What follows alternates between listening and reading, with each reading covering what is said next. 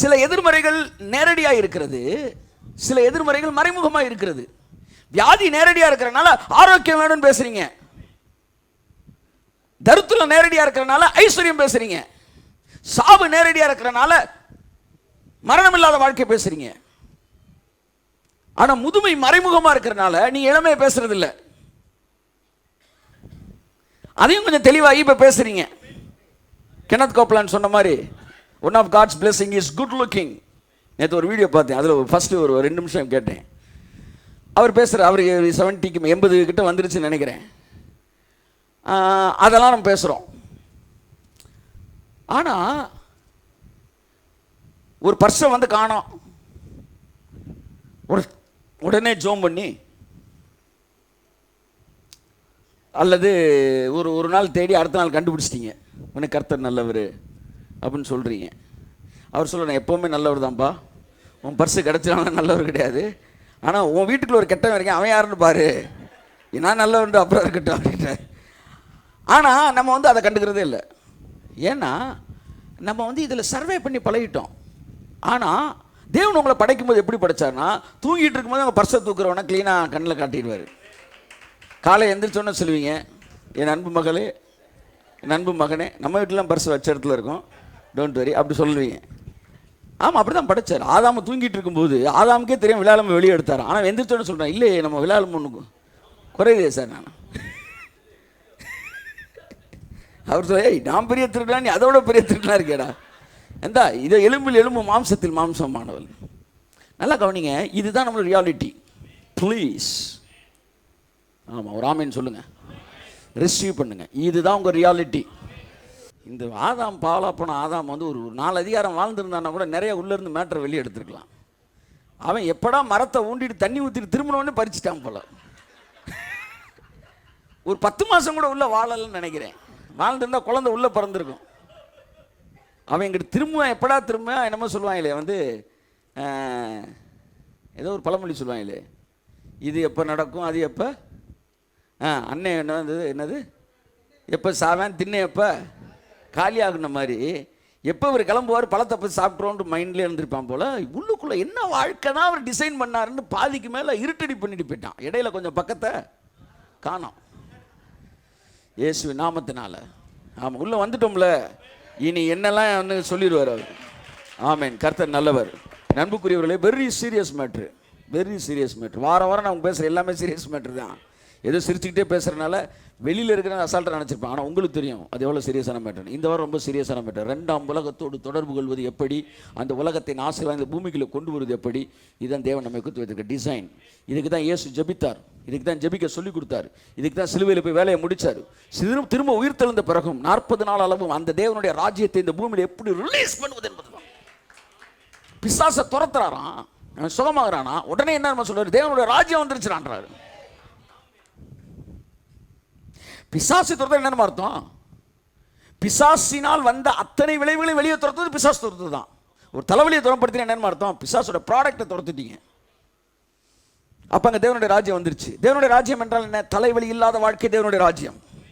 தலைவலியோடு வாழ்வது பிசாசின் ராஜ்யம். சுகமாகட்டும், உங்கள் வீட்டுக்குள்ள தேவனுடைய ராஜ்யம் வரட்டும். வியாதி படுக்கைகள் மாறுவதாக, வியாதிகள் மறைவதாக, தேவனுடைய ராஜ்யம் கட்டவிழ்க்கப்படட்டும். இந்த நாளின் செய்திகளை கேட்கிற உங்கள் காதுகள் பாக்கியம் உள்ளது என்று சொல்கிறேன். ஆமென், ஆமென், ஆமென், ஆமென். ஸோ 2 வேர்ல்டு இருக்கு, ரெண்டுமே விசிபிள் வேர்ல்டு. ஒன்று அங்கே விசிபிள், இன்னொன்று இங்கே விசிபிள்.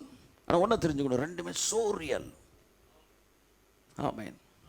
இயேசு உயிர் தெழுந்த சரீரத்துக்குள்ள வந்த பிறகு சொன்னார், தொட்டு பாருனார், மாம்சம் எலும்பும் எனக்கு இருக்கிறது. ஆமென். ஸோ இப்போ after getting the salvation, we have got the citizenship of heaven. நாம் ரட்சிப்பை பெற்றுக்கொள்ளும் போது என்ன நடக்கிறது என்றால், அந்த உலகத்திற்குள் நுழைவதற்கான விசாவையும் அந்த உலகத்திலே தேவையான சிட்டிசன்ஷிப் குடியுரிமையும் உங்களுக்கு கொடுக்கப்பட்டு விட்டது. அல்லேலூயா.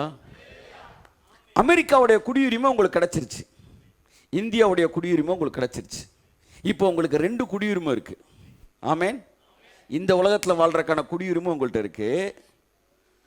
அடுத்து ரட்சிக்கப்பட்டதுனால அந்த உலகத்தில் வாழ்றதுக்கான குடியுரிமையும் உங்களுக்கு இருக்கு. எப்போ? செத்ததுக்கு அப்புறமா? இப்போவே வா. இப்போ 2 சிட்டிசன்ஷிப் உங்களுக்கு இருக்கு. ஒன்று அமெரிக்கா, இன்னொன்று இந்தியா. ஆனால் நீங்கள் என்ன தான் சொல்கிறீங்க, நான் இந்தியாவில் தான் இருப்பேன்.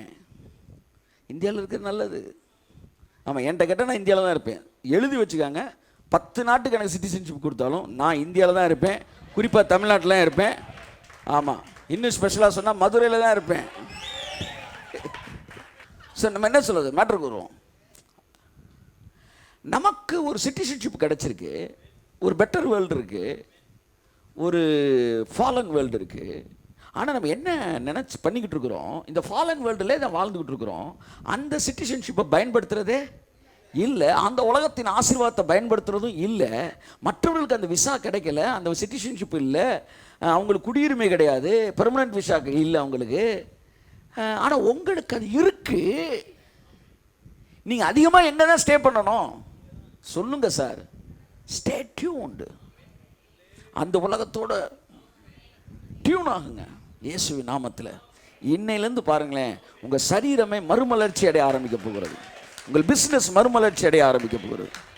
சரி, உங்களுக்கு நாட்டுப்பற்று ஓவர் ஆகி போச்சு, அதனால் நீங்கள் இந்த நாடை தான் விரும்புகிறீங்கன்னா விரும்புங்க. ஆனால் அங்கே இருக்கிறது உள்ளே இறக்குமதி பண்ணுங்க. சொல்கிறது புரியுதோ?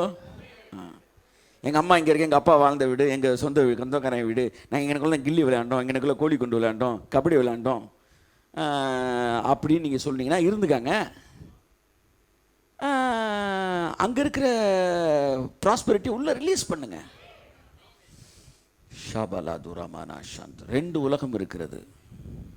இந்த 2 உலகத்திற்குள்ளும் நீங்கள் ஈஸியாக உள்ளே போய் தேவையானவைகளை பெற்றுக்கொள்வதற்கான குடியுரிமை உங்களுக்கு கொடுக்கப்பட்டு இருக்கிறது. கைத்தட்டுங்க ஒருத்தவருக்கு ஆமென். பிலிப்பியர் 3ஆம் அதிகாரம் 20ஆம் வசனம் வாசிப்போம். நம்முடைய குடியிருப்போ பரலோகத்தில் இருக்கிறது. சிட்டிசன்ஷிப். நம்முடைய குடியிருப்புன்ற விட குடியுரிமை சரியான மொழிபெயர்ப்பு. நம்முடைய குடியுரிமையோ பரலோகத்தில் இருக்கிறது. ஆமென். We have the citizenship of heaven. அப்படிதான் ஆங்கிலத்தில் இருக்கு. பரலோகத்தின் குடியுரிமை உங்களுக்கு இருக்கு. நம்முடையன்னு எழுதுறாரு. நம்முடையனா என்ன அர்த்தம்? நீங்களும் நானும். கை தூக்குங்க சிட்டிசன்ஷிப் இருக்கிறவங்கலாம். என்னைக்காச்சும் விசிட் பண்ணிருக்கீங்களா? எதுக்கு இது? சின்ன வயசு இந்த மயில் இறக புக்குக்குள்ளே வச்சுட்டு திறந்து பார்த்து குட்டி போட்டிருக்கா என்பதை பார்ப்பதற்கு வைத்திருக்கிறீர்களா? நம்முடைய குடியுரிமை பரலோகத்தில் உண்டு. அப்போ உங்களுக்கு எத்தனை குடியுரிமை இருக்குது சொல்லுங்கள்? இந்திய அரசியலமைப்பு சட்டத்தின்படி இந்திய நாட்டின் குடியுரிமை உங்களுக்கு, that means the citizenship of this world. அப்புறம் ஒரு மனிதன் 2 குடியுரிமை வைத்துக்கொள்ள முடியுமா? According to the word of God you can have 2 citizenship. ஆதாம தேவன் படைக்கும் போது அப்படி தான் படைச்சாரு. நல்லா நீங்கள் கவனிக்கணும். அவனுக்கு 2 சிட்டிசன்ஷிப் இருந்துச்சு. அவன் நினச்ச இந்த உலகத்தில் சுவிட்ச் ஓவர் ஆகி இந்த உலகத்துக்குள்ள இந்த மெட்டீரியல் வேர்ல்டு விசிபிள் வேர்ல்டுக்குள்ளே வரலாம். He can experience the invisible world also. ஹவுரா பாலா சந்துரமான தியாங்கோ. இந்த உறவு தொப்புள் கொடி கட் பண்ண மாதிரி தேவனுக்கும் ஆதாமுக்கும் இடையில இருந்த அந்த உறவு, அந்த டியூயல் பாஸ்போர்ட், டியூயல் சிட்டிசன்ஷிப், 2 நாடுகளுக்கும் 2 உலகத்துக்குள்ளும் போய் வர்றதுக்குன்னு அவனுக்கு ஒரு தனி குடியுரிமை இருந்துச்சு. அவன் பாவம் செய்த போது அது துண்டிக்கப்பட்டது. ஒரு நாட்டு குடியுரிமை என்ன செஞ்சிருச்சு? போயிடுச்சு. 2ஆம் உலகத்தின் தொடர்பு என்ன செய்தது? அறுக்கப்பட்டது. 1ஆம் உலகத்துக்குள்ள மட்டும் இங்கே வாழ்ந்துகிட்டு இருக்கிறான். இயேசு பூமிக்கு வந்து, கை தட்டிங்க முதல் எடுத்தோன்னு, அவ்வளோதான், எல்லாம் முடிஞ்சிருச்சு. கை தட்டிங்கன்னா உங்களுக்கு புரிஞ்சிருச்சுன்னு அர்த்தம்.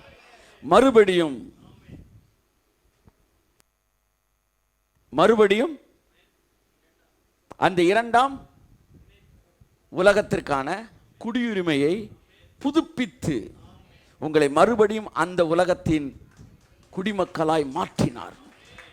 நம்முடைய குடியிருப்போ பரலோகத்தில் இருக்கிறது என்று சொல்லப்படுகிற வார்த்தை சாதாரணமான வார்த்தை அல்ல.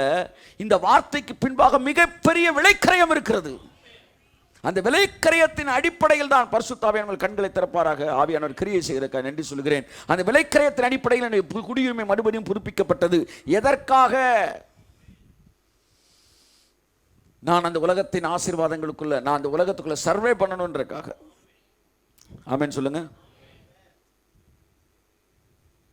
ஒரு மனிதனுக்கு 2 குடியுரிமை வைத்திருக்கும் போது அந்த 2 குடியுரிமையின் ஆசீர்வாதங்களை அவன் அனுபவிக்கிறான். 2 கொரிந்தியர் 11:22. அவர்கள் எபிரேயரா? அவர்கள் எபிரேயரா? நானும் எபிரேயன். நானும் எபிரேயன். அவர்கள் இஸ்ரவேலரா? அவர்கள் இஸ்ரவேலரா? நானும் இஸ்ரவேலன். பவுல் என்ன சொல்றாரு? நானு எபிரேயன்டா. என்ன சொல்றேனே, அம்புட்டு பைபிளெல்லாம் அப்படின்ற மாதிரி நான் எபிரேயன் அப்படின்ட்டான். அடுத்து அப்போஸ்தலர் 22:28 வாசிமா. அப்போஸ்தலர் 22:28. சேனாபதி பிரதியுத்தரமாக நான் மிகுந்த திரவியத்தினாலே. இல்ல முந்தின வசனம். அப்பொழுது சேனாபதி பவுலிடத்தில் வந்து நீ ரோமனா எனக்கு சொல் என்றான். அதற்கு அவன் நான் ரோமன் தான் அப்படின்றான். ஏய் என்னடா, அங்க சொல்ல நான் எபிரேயன், இங்க சொல்ல நான் ரோமன்யா. எதுக்கு இங்க ரோமன் சொல்றாரு? ரோமனுக்குரிய உரிமைகளை நிலைநாட்டுவதற்கு. எதுக்கு அங்க எபிரேயன் சொல்றாரு? எபிரேயனுக்குரிய உரிமைகளை நிலைநாட்டுவதற்கு. 2 பாஸ்போர்ட் அவனுக்கு இருந்துச்சு, 2 குடியுரிமை அவனுக்கு இருந்துச்சு. இந்த 2ஐயும் அவன் மிகச் சரியாக பயன்படுத்தினான். கையத்தட்டு. ஆமென். ஆமா, 4 கொய்யாப்பழத்தில் ஒரு கொய்யாப்பழத்தை எடுத்தது யாருன்னே யோசிச்சுட்டு உட்காந்துருக்க கூடாது. இயேசுவின் நாமத்தில் எல்லாம் டெலிவர் ஆகட்டும். நீ இங்கே கனெக்ட் ஆகிட்டீங்கன்னா எல்லாம் சரியாயிரும். இயேசுவின் நாமத்தில். அற்பமான பிசாசு நம்மளை தெளிவாக டைவர்ட் பண்ணுறான் பாருங்க. இன்றைக்கி அதை கொஞ்சம் பேச போகிறோம். நம்ம இந்த பாவம் அது இதுன்னு சொல்லி ரொம்ப தெளிவாக கிறிஸ்தவர்கள் டைவர்ட் பண்ணி எங்கே இந்த ஃபோக்கஸிங் பாயிண்ட்டை டிவியேட் பண்ணிட்டான் அசுத்தாவி. இயேசுவின் நாமத்தில் இன்னைக்கு அவன் தோத்து போகிறான். நூற்றுக்கணக்கான ஆவியல், ஆயிரக்கணக்கான ஆவியல் வெளியேறுது இயேசுவின் நாமத்தில். இந்த செய்தியை கேட்கிற ஜனங்களுக்குள்ள இருந்து. ஆமென், ஆமென். A man can have 2 citizenship. இங்க சொல்றான் நான் எபிரேயன்றான், இன்னொரு இடத்துல யூதன்றான், ரெண்டுமே ஒண்ணுதான். இன்னொரு இடத்துல நான் ரோமன்றான். எதுக்கு இப்ப திடீர்னு ரோமன்ற? கையை கட்டக்கூடாதியா? ரோமன் ஒன்ன அப்படியே ஆஃப் ஆயிட்டான். ஆஃப் ஆயிட்டு சொல்றான், எப்படிப்பா நீ ரோமனு? எதுவும் பணம் கொடுத்து நிறைய செலவழிச்சு வாங்கினியா? நான் மிகுந்த திரவியத்தினால் சம்பாதித்தேன்றான். நீ என்ன பண்றான்? நான் அந்த ஸ்லாக்கியத்திற்குரியவனாய் பிறந்தேன். ஆம், நீங்கள் அந்த ராஜ்யத்தின் குடியுரிமை எப்படி பெற்றுக்கொண்டீர்கள்? ஒருவன் மறுபடியும் பிறவாவிட்டால் தேவனுடைய ராஜ்யத்தில் பிரவேசிப்பதில்லை. நீங்கள் ஒரு நாட்டு குடியுரிமையை வாங்க வேண்டும் என்றால் அந்த நாட்டிலே நீங்கள் குடிமகனாக பிறக்க வேண்டும். நீங்கள் மறுபடியும் பிறந்திருக்கிறீர்கள். ஆகையால் அந்த நாட்டின் குடியுரிமை உங்களுக்கு வந்திருக்கிறது. You are having that passport. ஏன்னா நீங்க மறுபடியும் பிறந்திருக்கீங்க. ஞானஸ்தானத்தில் செத்து திரும்ப பிறந்திருக்கிறீங்க. கையை தட்டுங்க ஒரு அவருக்கு. ஆமென். ப்ளீஸ், கர்த்தர் உங்களை ஆசீர்வதிப்பாராக. தயவு செய்து இந்த 3வது கண் திறக்கப்படுவதாக, அவரோடு கூட இணைக்கப்படுவீர்களாக, அந்த ராஜ்யத்தின் ஆசீர்வாதங்களை அனுபவிக்க ஆரம்பிப்பீர்களாக. இந்த செகண்டே நீங்கள் கனெக்ட் ஆகிருக்கீங்க அநேகர். நான் சொல்கிறேன், உங்கள் சரீரத்தில் இருக்கிற வியாதியெல்லாம் அப்படி சூரியனை கண்ட பனி போல மறைவதை நீங்கள் பார்க்க முடியும். பொதுவாக we used to have connection with the invisible God. நம்ம we used to do எப்படி சொல்ல அந்த உலகத்தில் அந்த இன்விசிபிள் வேர்ல்டுக்குள்ள இருக்கிற அந்த இன்விசிபிள் காடோட நம்மளுக்கு கனெக்ட் பண்ண சொல்லி கொடுத்துருக்காங்களா இல்லையா? எல்லோரும் இப்பொழுது தேவனை ஆராதிப்போம் அப்படின்னு கண்ணு மூடி அன்பின் பிதாவேன்றீங்க. யார் இருக்கா முன்னாடி? யாருமே இல்லை. ஆனால் உங்களுக்கு ஒன்று சொல்லி கொடுத்துட்டாங்க. என்ன தெரியுமா? நீங்கள் விசிபிள் வேர்ல்டில் இருந்தாலும் தேவன் இன்விசிபிளாக இருந்தாலும் நீ கண்ணை மூடி ஜோம் பண்ணும்போது இன்விசிபிள் காடோட நீ தொடர்பு கொள்ள முடியும். அதில் பல ஆசீர்வாதங்களை நீங்கள் வாங்கியிருக்கீங்களா இல்லையா? இதுக்கு பேர் தான் ஒளிச்சேர்க்கை. கண்ணுக்கு தெரியாததையே வச்சு கண்ணுக்கு தெரிஞ்ச ஒரு விஷயத்தை வெளிக்கொண்டு. இப்போ இன்விசிபிள் காடோட நீங்கள் தொடர்பு கொள்ளும்படி சொல்லி கொடுக்கப்பட்ட உங்களுக்கு இன்விசிபிள் வேர்ல்டோடு தொடர்பு கொள்வதற்கு ஆவியானவர் உங்களை அடுத்த கட்டத்திற்கு நடத்துவாராக. Yes, but we refuse to enjoy and be connected with the invisible world. Invisible காடோட கனெக்ட் ஆகிற நம்ம இன்விசிபிள் வேர்ல்டோட கனெக்ட் ஆகல. If you are connected or if you are ready to connect with that invisible God, you can release the invisible super abundant blessings into this visible world. நீங்கள் கண்ணுக்கு தெரியாத அந்த உலகத்தோடு இணைக்கப்பட ஆரம்பித்து விட்டால் கண்ணுக்கு தெரியாத அந்த அபரிவிதமான ஆசீர்வாதங்களை கண்ணுக்கு தெரிகிற ஆசீர்வாதங்களாக இந்த பூமிக்குள்ளே நீங்கள் கட்டவிழ்க்கப்பட முடியும். How to stay tuned with that second world, அதை பற்றி அன்னைக்கு பேச போகிறோம். அந்த இரண்டாவது உலகத்தோட கனெக்ட் ஆகியே இருப்பது எப்படி என்பதை பற்றி நம்ம தொடர்ந்து அடுத்து பேசுவோம். முதல்ல அந்த ரெண்டு உலகம் இருக்குன்றது பேசுகிறேன். ரெண்டு உலகம் பேசணும், ரெண்டு உலகத்தோட ரியாலிட்டி பேசணும், ரெண்டு உலகத்தோடைய குடியுரிமையை பேசணும். நமக்கு எப்போ அந்த குடியுரிமை கிடச்சிச்சு? ரட்சிக்கப்பட்ட போது குடியுரிமை கிடச்சிச்சு. ஒரு நாட்டின் குடியுரிமை எப்பொழுது கிடைக்கும்? அந்த நாட்டில் பிறந்தா குடியுரிமை கிடைக்கும். நம்ம மறுபடியும் பிறந்திருக்கிறபடியும் நமக்கு அந்த குடியுரிமை கிடைச்சிருக்கு. ஆகவே ரெண்டு உலகத்திலும் சரிசமமான ஆசீர்வாதங்களுக்கு உண்டு. You can survive these two world simultaneously. ரெண்டுலையும் ஒரே நேரத்தில் நீங்கள் சர்வை பண்ணிக்கலாம். ஆமென். அப்படி வாங்க ராமசாமி குப்சாமி அப்படின்னு விஷ் பண்ணிட்டு அப்படியே சுவிட்ச் ஓவர் ஆகி வாங்க கபிரியல் மிகாவேலு அப்படியே ரெண்டுலையும் சைமல்டேனியஸாக நீங்கள் போக முடியும்.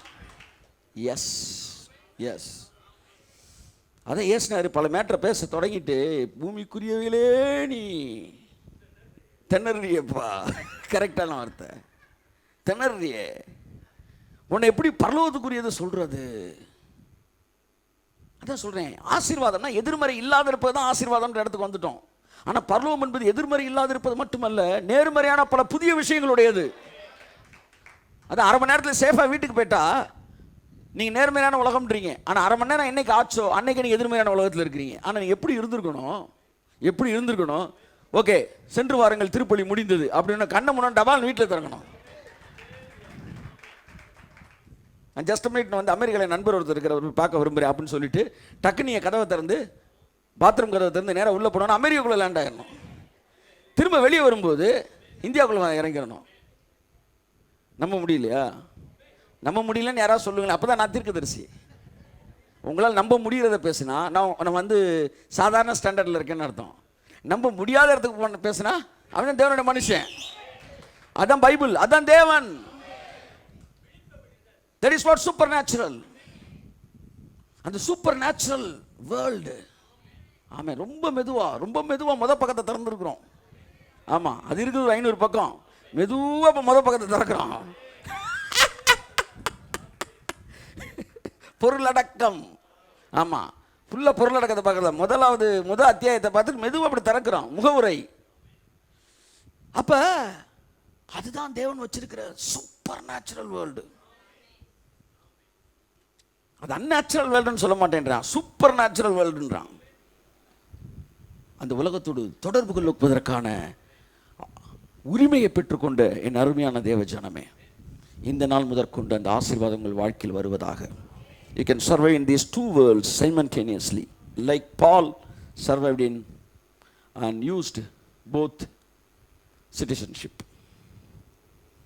தேவன் ஆதாம் எப்படி படைத்தார் என்றால், அவன் விடுவதற்கு முன்பாக, அதாவது பழத்தை புசிப்பதற்கு முன்பாக, அதாவது அந்த தொடர்பு அந்த கார்டு டிஸ்கனெக்ட் ஆகிறதுக்கு முன்னாடி அவனை ரெண்டு உலகத்துலையும் சர்வே பண்ணுற மாதிரி தான் வச்சுருந்தார்.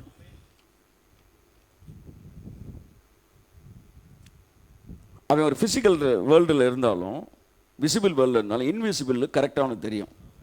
அதனால் அவன் தூங்கும்போது ஆதாம் எந்திரிச்ச உடனே ஏவாளை பார்த்து, இவளன் எலும்பில் எலும்பும் மாம்சத்தில் மாம்சம் அப்படின்னு சொன்னான். எப்படி என் எலும்புலேருந்து வந்தா, எப்படி எனக்குள்ளேருந்து வந்தா, எல்லாமே ஒன்று தெரியும்.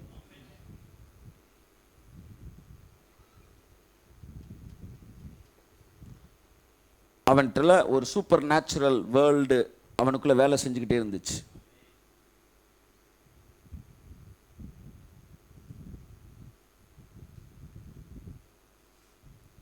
அவன் எல்லாவற்றையும் நோ டைமில் தான் செய்ய முடியக்கூடிய இடத்துல வச்சுருந்தார் தேவன். அதாவது ஊழியக்காரர் சொன்னார், வலையை போடு, மீனை தேடு, ஓடு மீன் பின்னாடி, அப்படிலாம் கிடையாதான். ஆதாம் கடலுக்கு போனானா, அந்த அந்த கெளுத்தி ஐரையா, கெளுத்தி பின்னாடி பேர் ஐரை மட்டும் முன்னாடி வாடா அப்படின்னா சில ஐரை மீன் ஃபுல்லாக முன்னாடி வந்துடுமா? யா, அதான் உயிர்த்தல் ஏஸ்ட்டு நடந்தது. ஏன் உயிர்த்தலுக்கு முன்னாடி அவருக்குள்ள அந்த கனெக்ஷன் இருந்துச்சு. அவர் சொன்னார், வலையை ரைட்டில் போடுப்பான்னார். லெஃப்டில் புதிய ஏற்பாடு, பழைய ஏற்பாடு, ரைட்டில் போடு வலைய. ஒரு 28 வருஷமாக லெஃப்ட்லேயே வலையை போட்டுக்கிட்டு இருந்தேன். மீனே சிக்கலை, சிக்கிச்சு. ஆனால் அதில் பாதி கலிசட மீன் அப்படியே போயிடுச்சு. நம்ம சொல்லி கொடுத்த எல்லா 214 மோசையோட பெரிய நாம் ஆமாம் ஒரு நியாயப்பிரமாணியன் எழுதி கொடுத்தா நம்ம முன்னாடியே கிழிச்சு எரிஞ்சிட்டு போனாங்க. வாத்தியாரை பார்த்துட்டு கொஸ்டின் பேப்பரை கிழிச்சிட்டு போனேன் பரிச்சை முடிஞ்ச உடனே. அப்படி வம்புக்குன்னு முன்னாடியே நம்ம எதெல்லாம் செய்யக்கூடாதுனோ வம்புக்குன்னு நம்ம முன்னாடியே செய்கிறது. போ அப்படியே நாசமாக போ கிட்டும் அப்படின்னு விட்டு 28 வருஷம் லெஃப்ட்லேயே வலையை போட்டு ஒன்றும் நல்ல மீன் எதுவும் சிக்கலை, ஒன்றும் சிக்கலை. ஒரு நாள் வந்தார், தம்பி வலையை வலதுபுறம் போட்டுப்பாண்டார். சரிங்க ஆண்டவர் போட்டால் அள்ளி தட்டிட்டார் சார். உன்னை ஹீப்ரு பைபிளில் இதுதான் லெஃப்டில் இருக்கு, இப்படிலாம் பேசக்கூடாது. என்கிட்ட தமிழில் தான் பேசினார் கர்த்தர்.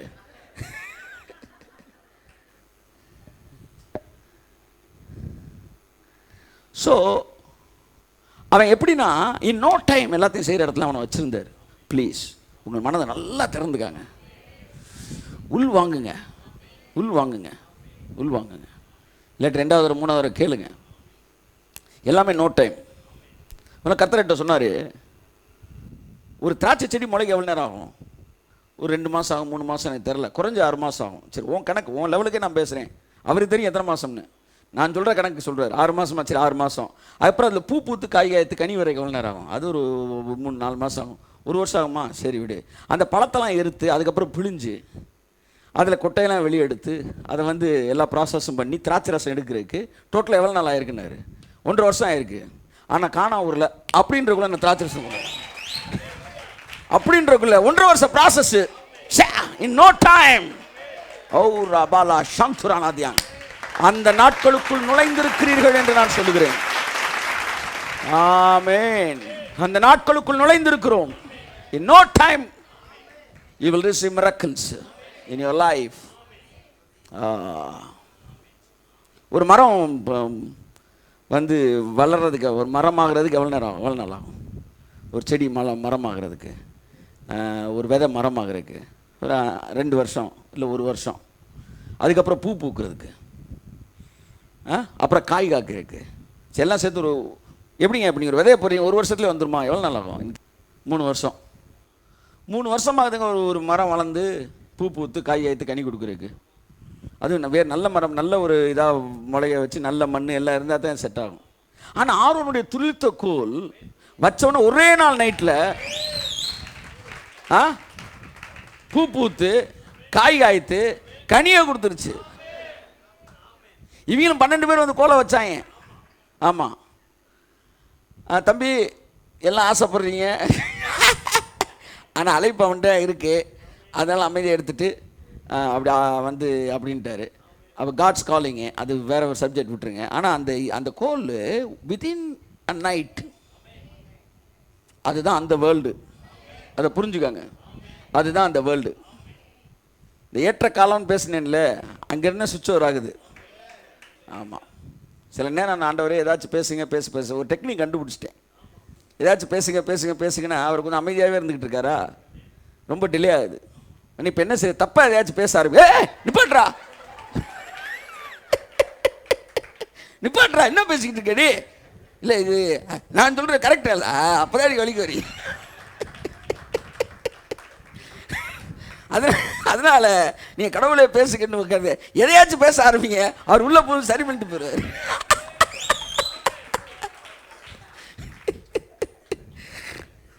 அப்ப இன் நோ டைம், அதான் சார் அந்த செகண்ட் வேர்ல்டு, இரண்டாம் உலகம்.